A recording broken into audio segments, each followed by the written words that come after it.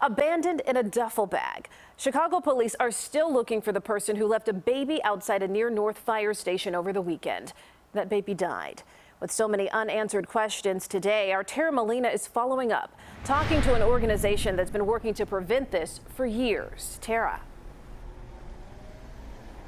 Erica, so many unanswered questions and really a tough story, a tough update to bring you guys. This is where that newborn infant was found early Saturday, right outside the door of this fire station. And we did notice coming back here today, there is a camera actually right outside pointed at the door. We know Chicago police are investigating, but they won't tell us if that camera is operational and part of that investigation.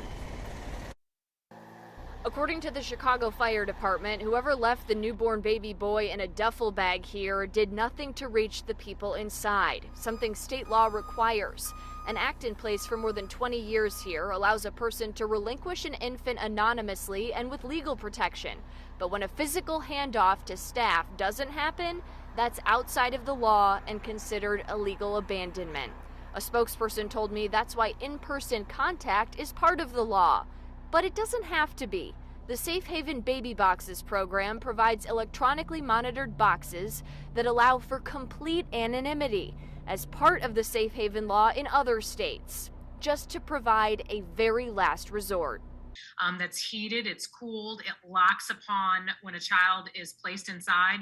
But the important part is that the box automatically calls 911 on its own. We did try to get the law passed in Illinois, and actually the Safe Haven people that run the Illinois Safe Haven Awareness and Education are completely against it. The Illinois Save Abandoned Babies Foundation is against the use of these boxes. When we asked them why, they said a main reason is they really believe that physical contact, that physical handoff is really important.